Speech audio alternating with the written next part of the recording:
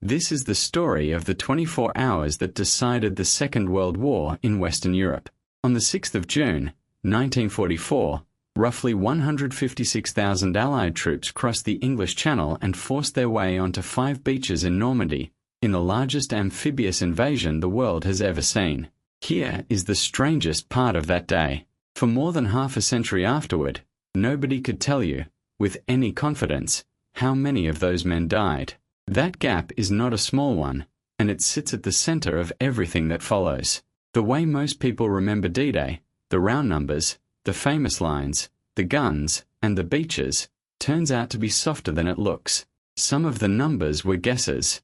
A few of the most famous quotes came from a movie. Other moments that history files under triumph were, on the day itself, failures. What follows is what actually happened in those 24 hours, told as carefully as the verified record allows, and it lands stranger than the myth. The place to begin is why the invasion had to come to Normandy at all. By 1944, the plan for a cross-channel assault had been years in the making.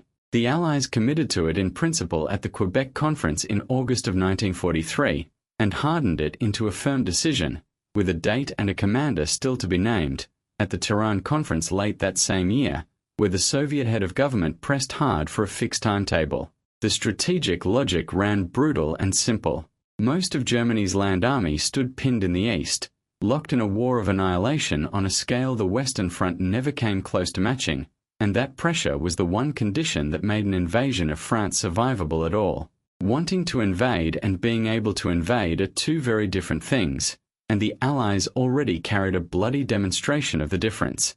On the 19th of August, 1942, a mostly Canadian force raided the French port of Dieppe. Of the 4,963 Canadians who embarked, only 2,210 came home to England. The Canadians alone absorbed 3,367 casualties, nearly 2,000 men taken prisoner, and a death toll that sits close to 916 depending on which official count you trust. Dieppe ended in catastrophe, and the lesson the Imperial War Museum draws from it deserves stating plainly. Any attempt to seize a defended French port by direct assault would end in disaster. That single conclusion reshaped everything that came after. If you could not capture a port, you could not land through one, which meant the invasion would have to cross open beaches, and the Allies would have to carry their harbor with them. Veterans Affairs Canada frames it starkly, calling the lessons learned at Dieppe instrumental in saving countless lives on the 6th of June, 1944. The men who fell on that raid, in effect, paid the tuition for Normandy. The invasion would land on beaches, and that left only one real question: which stretch of coast? The obvious answer was the Pas-de-Calais, the narrowest point of the channel, the shortest crossing, the fastest road into Germany. Precisely because it was obvious, the German command expected the blow there and fortified the ground to match. Normandy offered the alternative, farther by sea but far less heavily defended, still inside the range of Allied fighter cover, with beaches broad enough to carry the weight of an army. Normandy won the argument.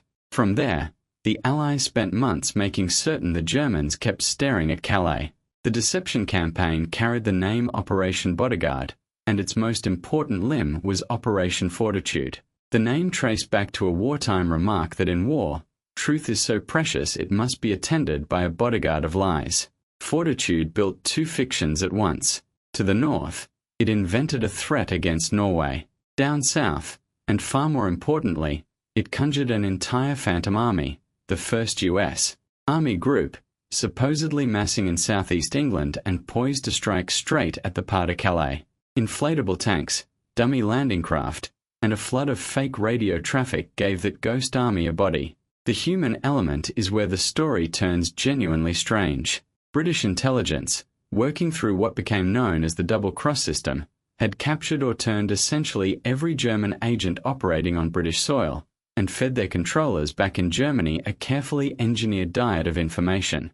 The masterpiece of that system was a Spanish double agent the British codenamed Garbo, whose real name was Juan Pujol Garcia, and whom the Germans knew as Alaric, or Arabelle. Garbo ran a fictional network of some 27 subagents, not one of whom existed, and sent more than 500 radio messages to his German handlers between January of 1944 and the invasion. His handlers trusted him so completely that when the landings finally came, the British let him transmit a warning time to arrive just too late to matter, purely to protect his credibility for the deception still ahead. The Germans awarded Juan Pujol Garcia the Iron Cross for his services to the Reich. Britain later handed the same man an MBE. There is a clean way to understand what the double-cross system actually accomplished, and this is only an analogy, one that adds no new facts to the history and simply lends a lens. Modern cybersecurity teams use something called a honeypot, a decoy system left deliberately exposed to attract an intruder and feed that intruder convincing but false data, so the attacker builds a completely wrong picture of where the real assets sit and burns effort defending against threats that were never there. Fortitude was a honeypot built at the scale of a continent. The German command committed real divisions, including armoured reserves it would soon need in Normandy more than anywhere on Earth, to guarding against an attack that would never come, because every source it trusted kept confirming a lie the Allies had authored. That is the analogy. The fact is that the deception held for weeks after the landings, long past the point where it should have fallen apart. The organization built to launch all of this was SHAEF, the Supreme Headquarters, Allied Expeditionary Force, and its command structure rewards naming precisely, because the names carry weight and the pronouns do not. At the top stood General Dwight Eisenhower of the United States, the Supreme Commander. Below Eisenhower sat a tier of commanders that ran overwhelmingly British. Air Chief Marshal Sir Arthur Tedder of the Royal Air Force served as Deputy Supreme Commander. The American Lieutenant General Walter Bedell Smith worked as Chief of Staff. General Sir Bernard Montgomery commanded the ground forces of the assault, the 21st Army Group. The entire naval operation, codenamed Neptune, belonged to Admiral Sir Bertram Ramsay of the Royal Navy, while the Air Forces answered to Air Chief Marshal Sir Trafford Leigh-Mallory. Under Montgomery, Lieutenant General Omar Bradley led the American First Army and Lieutenant General Sir Miles Dempsey led the British Second, and out at sea Rear Admiral Alan Kirk ran the Western Naval Task Force with Rear Admiral Sir Philip Vian commanding the Eastern. The scale of what these commanders were moving is hard to hold in the mind. By the most detailed accounting of Operation Neptune, the invasion fleet reached 6,939 vessels, a figure that breaks into more than 1,200 warships, over 4,000 landing ships and craft, hundreds of ancillary vessels, and hundreds of merchant ships besides. Roughly 80% of that fleet flew British and Canadian colours. The ships ran, as one account puts it, from small landing boats all the way up to battleships, crewed by something near 196,000 naval personnel drawn from 8 different navies. 12,000 aircraft supported the operation overhead. On the 6th of June alone, Allied air forces flew close to 15,000 sorties and lost 127 aircraft in the doing. Into that armada went the assault troops, more than 132,000 landing by sea and another 23,400 arriving by air. Among the seaborne force rode one of the invasion's quiet secrets, a collection of strange machines the British nicknamed the Funnies. These were the specialized tanks of the 7th to 9th Armoured Division, developed under Major General Sir Percy Hobart. One version, the duplex drive tank, wore a canvas screen and drove propellers so it could swim ashore under its own power. Another, the Crab, flailed the ground ahead of it with spinning chains to set off mines. The Churchill AVRE carried a stubby mortar that lobbed a demolition charge the crews called the Flying Dustbin. Some laid roadways across soft sand, and the Crocodiles threw fire. British and Canadian forces used these machines across their beaches, while the Americans declined almost all of them and accepted only the swimming duplex drive tanks. That single choice would throw a long shadow over one beach in particular. Everything now hung on the weather, and the weather in the first week of June 1944 turned foul. Planners had first set the invasion for May, then for the 5th of June. Reading the sky fell to Group Captain James Stagg, the chief meteorological advisor, who had to reconcile British and American forecasters who often disagreed with one another. On the evening of the 3rd of June, Stagg delivered the bad news that the 5th simply would not do.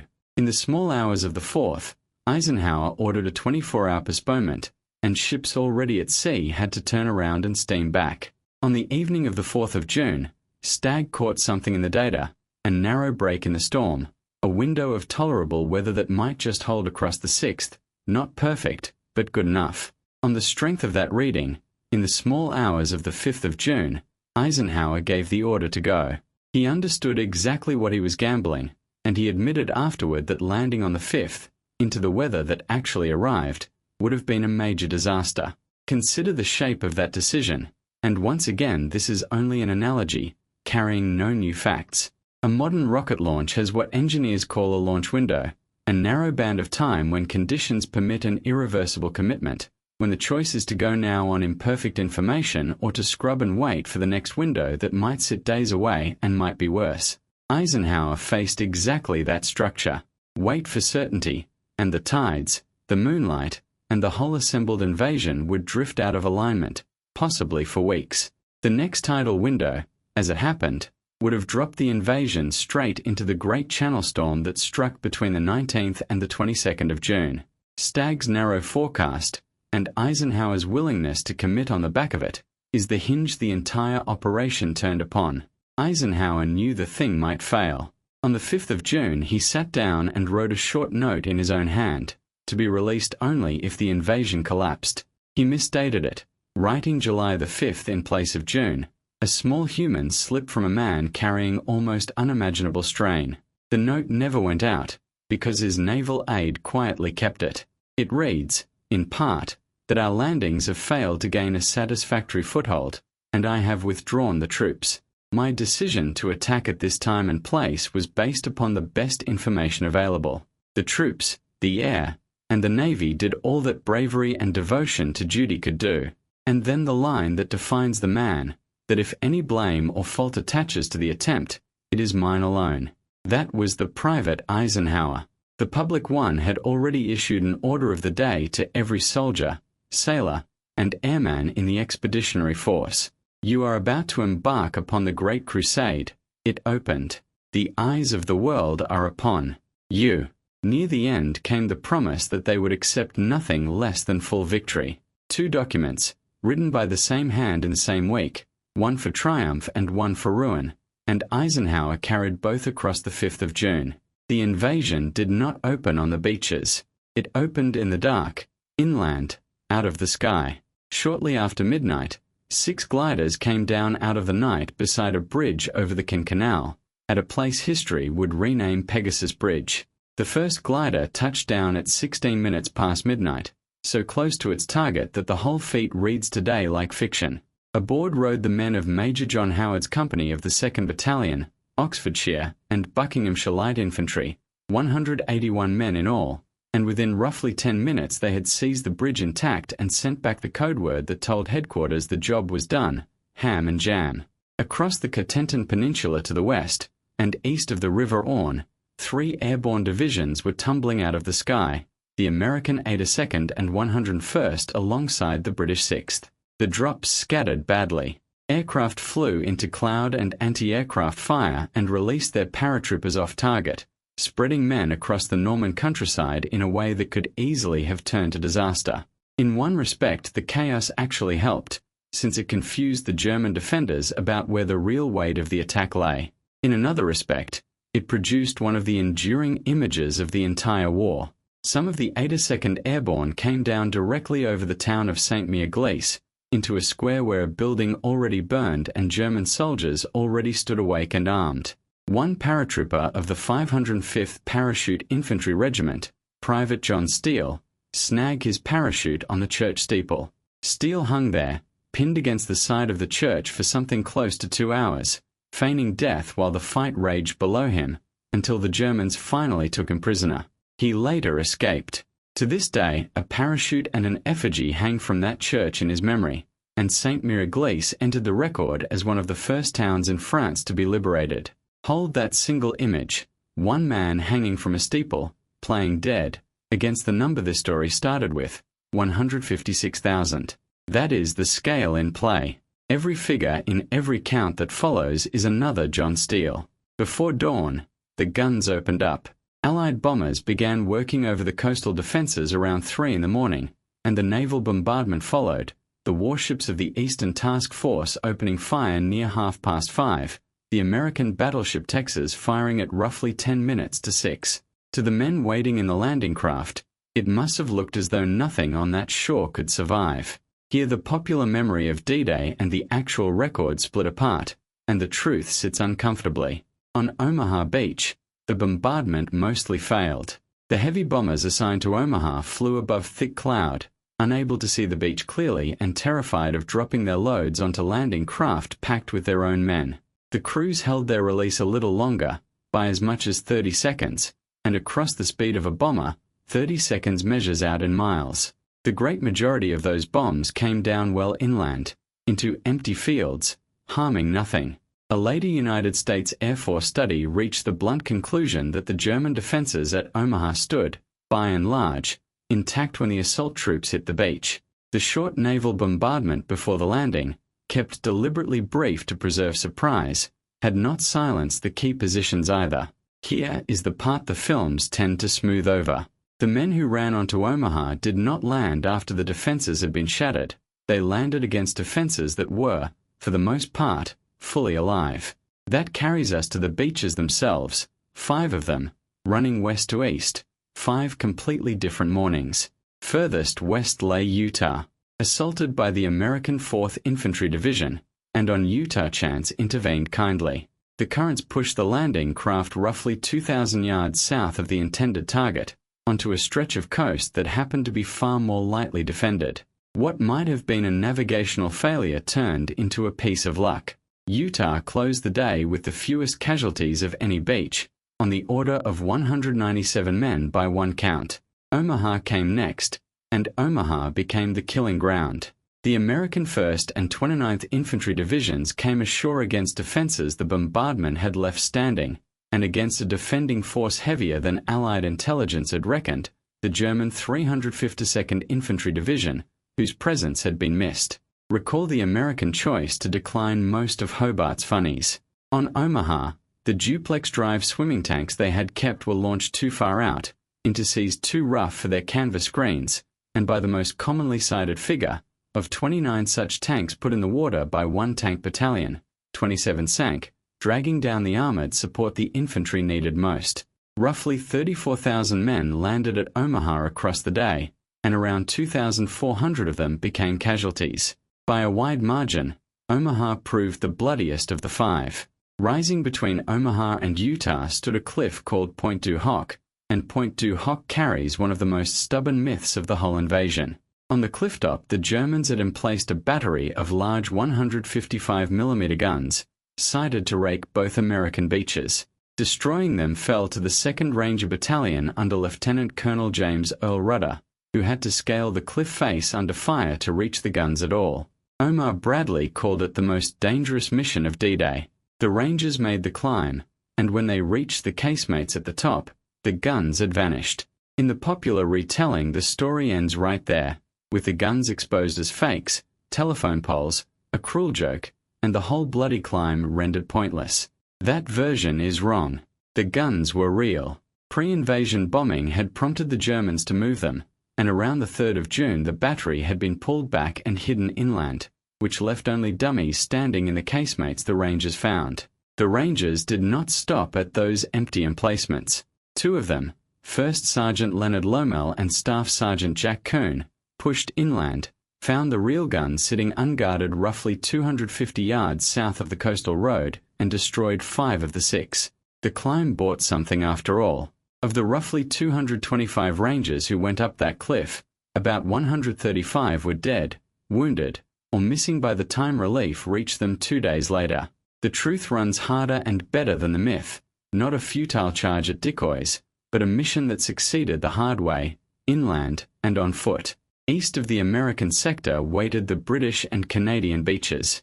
At Gold, the British 50th Northumbrian Infantry Division came ashore and pushed inland. The 3rd Canadian Infantry Division landed at Juneau a little later than the others, slowed by tides and offshore reefs and met by heavy fire, and by nightfall those Canadians had driven the deepest of any Allied force into occupied France. Sword fell to the British 3rd Infantry Division, which landed nearest of all to the day's great inland prize, the city of Cannes. Across all 3 of these beaches, Hobart's funnies did the work the Americans had gone without, the flails and the bridge layers and the swimming tanks, and the casualty tolls, real as they were, never came near the horror of Omaha.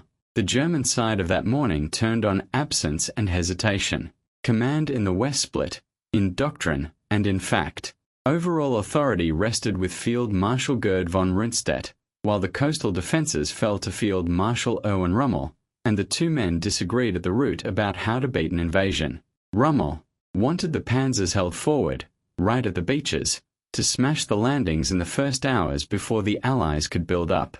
Rundstedt wanted them held back as a mobile reserve, to be loosed once the real attack showed itself. The compromise satisfied neither man, and it left the critical armored reserve, Panzer Group West under Leo Geyer von Schweppenberg, under a release authority that sat higher up the chain with the German High Command. The tanks that might have driven the invasion back into the sea could not simply be ordered forward by the commanders on the spot.